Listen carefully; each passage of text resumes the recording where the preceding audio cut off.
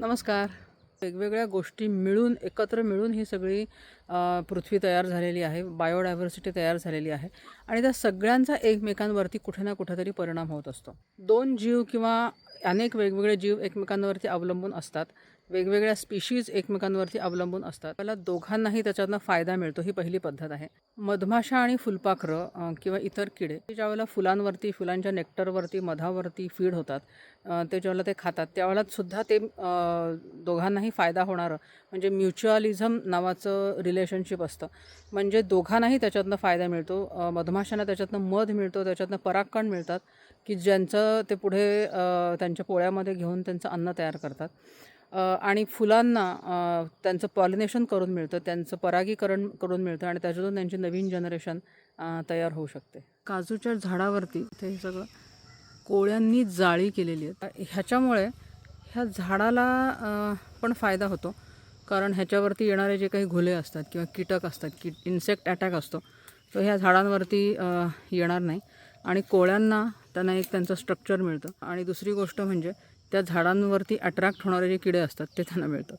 So त्याच्यामुळे हे त्यांचं सिम्बियोटिक रिलेशनशिप आहे, दोघांनाही ह्याच्यातनं फायदा होतो. दुसरा प्रकार म्हणजे पॅरासायटिझम. म्हणजे एक जीव दुसऱ्यावरती जो अवलंबून असतो त्यावेळेला एक जीवाला फायदा होतो आणि दुसऱ्याला त्याचा तोटा होतो. तो जीव हळूहळू मरतो किंवा खूप वीक होतो आणि इतका वीक होतो की कदाचित त्याला पुढचं त्याचं आयुष्य चांगल्या पद्धतीने कॅरी आउट करता येत नाही, चांगल्या पद्धतीने जगता येऊ शकत नाही. क्रिकेट किंवा नागपूर जे काही कीटक असतात त्यांच्यामध्ये हे असे जे काही वर्म आतमध्ये जातात, त्यांच्या पोटामध्ये ते वाढतात आणि त्यांच्या मेंदूला ते अशा पद्धतीने कंट्रोल करतात की ते पाण्यामध्ये जाऊन ते शेवटी नागतोडी जीव देतात. आणि पाण्यामध्ये ह्याच्यासाठी ते जातात कारण ते हॉर्स हेअर वर्मला पाण्यामध्ये जाऊन अंडी घालायची असतात. ह्या फुलपाखरांना विषारी वनस्पतींवर फीड व्हायला आवडतं. हे खुळखुळ्याचं झाड आम्ही त्याला म्हणतो. ह्याची सॅप विषारी असते, पिऊन ती फुलपाखरंसुद्धा विषारी होतात आणि अशी विषारी झालेली फुलपाखरं कोणाला खायला आवडत नाही. हे झाड मरायला टेकले ते सुद्धा ह्या फुलपाखरांनी त्यांची सॅप पिऊन पिऊन ते मरायला टेकलेलं झाड आहे. पॅरासायटिक बिहेवियर त्यांचं असतं. सॅप प्यायल्यामुळे काय होतं, फुलपाखरांना तर त्याचा फायदा होतो कारण ती विषारी होऊन त्यांना कोणी खात नाही. झाडाला बाकी त्याचा तोटा होतो आणि झाड हळूहळू ते मरून जातं. कॉमेन्सलिझम म्हणजे एक जीवाला त्याच्यातनं फायदा होतो आणि दुसरा त्याच्यातनं अनहार्म, म्हणजे त्याला काही फरक पडत नाही, त्याला तोटा पण होत नाही आणि फायदा पण होत नाही. इथे जे दिसतं हे मॉस आहे.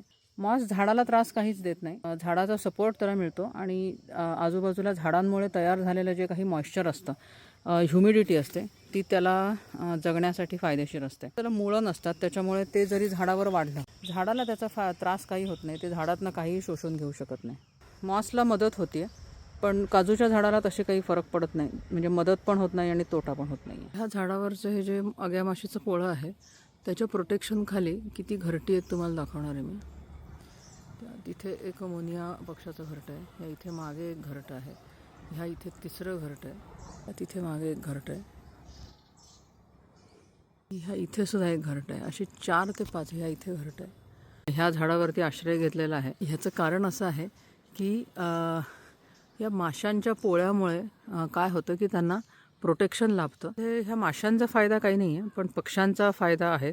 पण माशा त्याच्यामध्ये हार्मसुद्धा होत नाहीत, त्यांना माशांना त्रास होत नाही आणि पक्ष्यांना बाकी त्याचा फायदा होतो. 5वा प्रकार जो आहे तो कॉम्पिटिशन. खूप शेतामध्ये एखाद्या तण उगवलेला आहे किंवा खूप एखाद्या वॉटर बॉडीमध्ये खूप मासे, जास्त प्रमाणात मासे झालेले आहेत. अशा वेळेला एकमेकांच्या कॉम्पिटिशनमुळे कोणालाच पुरेसं खाद्य मिळत नाही, कोणालाच पुरेशी शिकार मिळत नाही, कोणालाच पुरेसं पाणी उरत नाही आणि ह्या सगळ्या गोष्टींमुळे, ह्या कॉम्पिटिशनमुळे बाकी सगळ्या दोन्हीही जीवांना त्याच्यातनं फार तोटा होऊ शकतो. ह्या ज्या खाली आलेल्या पारंब्यांसारखं दिसतंय ही गुळवेलीची मुळं आहेत आणि ह्या इथे वरती जी सगळी चढली ही सगळी गुळवेल आहे.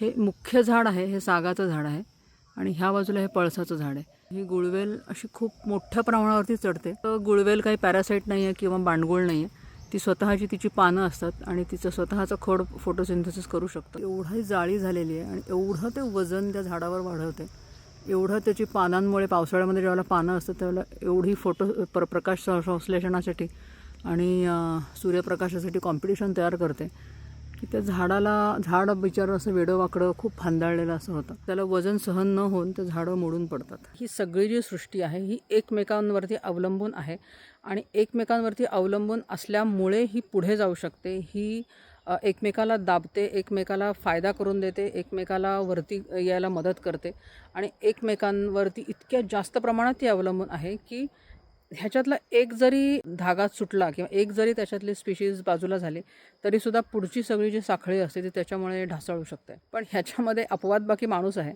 कारण माणसामुळे ही कोणतीही साखळी कुठेही माणसावरती अवलंबून नाही आहे. माणूस जर का ह्याच्यातून बाजूला झाला तर बाकी ही सगळी साखळी फ्लरिश होईल. निसर्ग हा आपल्यापेक्षा खूप पॉवरफुल आहे, खूप मोठा आहे आणि माणूसचं जे पॉप्युलेशन आहे ते ह्या सगळ्या झाडं, वनस्पती, कीटक ह्यांच्या मानाने मुठभर सुद्धा नाही आहे. आपल्या फक्त बुद्धीच्या जोरावर आपण ह्या सगळ्यांवरती राज्य करतो. असे मुठभर असलेला माणूस हा फार जास्त काळ तरून जाऊ शकत नाही. ह्या सगळ्या जीवसृष्टीशिवाय हे समजून घेण्याची आपल्याला फार फार फार गरज आहे.